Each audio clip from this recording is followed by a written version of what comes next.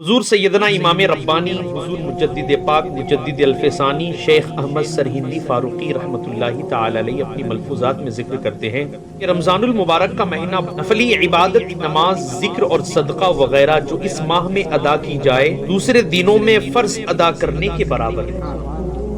اور اس مہینے میں ایک فرض کی ادائیگی دوسرے مہینوں میں 70 فرضوں کے ادا کرنے کے برابر ہے۔ سبحان اللہ۔ جو آدمی کسی روزے دار کو اس مہینے میں افطار کرائے تو اس کی گردن کو جہنم کی آگ سے آزاد کر دیا جاتا ہے، سبحان اللہ۔ اور اس کو اس روزے دار کی مانند اجر عطا فرما دیا جاتا ہے، اس روزے دار کی مانند اجر عطا کیا جاتا ہے، اس روزے دار کی اجر میں بھی کمی نہیں آتی۔ اسی طرح جو شخص غلاموں سے خدمت لینے میں کمی کرے اللہ سبحانہ تعالیٰ اس کو بخش دیتا ہے، اس کو جہنم کی آگ سے آزاد فرما دیتا ہے۔ نبی کریم صلی اللہ تعالی علیہ وسلم کی عادت مبارکہ تھی رمضان کے مہینے میں قیدیوں کو رہا فرمایا کرتے تھے، اور کوئی شخص رسول اللہ صلی اللہ علیہ وسلم سے جو بھی سوال کرتا رسول اللہ صلی اللہ علیہ وسلم اسے عطا فرماتے تھے۔ اگر کسی شخص کو اس مہینے میں خیرات اور نیک کاموں کی توفیق مل جائے تو سارا سال اسے توفیق نصیب ہوتی رہتی ہے، اور اگر اس کا یہ مہینہ گندگی میں گزرتا ہے، گناہوں میں گزرتا ہے، پراگندہ گزرتا ہے،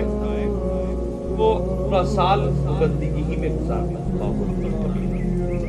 لہٰذا ہم مسلمانوں کو اس مہینے کو غنیمت سمجھنا چاہیے۔ بخاری شریف کی حدیث مبارکہ ہے، رسول اللہ صلی اللہ تعالی علیہ وسلم کی حدیث مبارکہ ہے، اذا دخل رمضان فتحت ابواب السماء وغلقت ابواب جہنم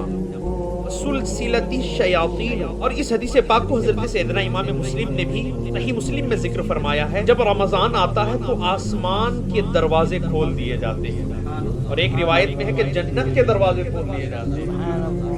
غلقت ابواب جہنم، اور جہنم کے دروازے بند کر دیے جاتے ہیں، اور پھر شیاطین کو جکڑ دیا جاتا ہے۔ اور ایک حدیث مبارکہ میں ہے صوم جنۃ یستجن بها العبد من النار، روزہ ایک ڈھال ہے، جیسے انسان کسی جنگ میں جاتا ہے وہ ایک ڈھال پکڑتا ہے ایک ہاتھ سے اور ایک ہاتھ سے تلوار پکڑتا ہے، اس ڈھال سے دشمن کے وار کو روکتا ہے۔ لہٰذا حضور نے کیا فرمایا کہ روزہ ایک ڈھال ہے، روزہ ایک ڈھال ہے جس کے ذریعے سے بندہ جہنم کی آگ سے محفوظ رہتا ہے۔ اور ایک حدیث مبارکہ میں ہے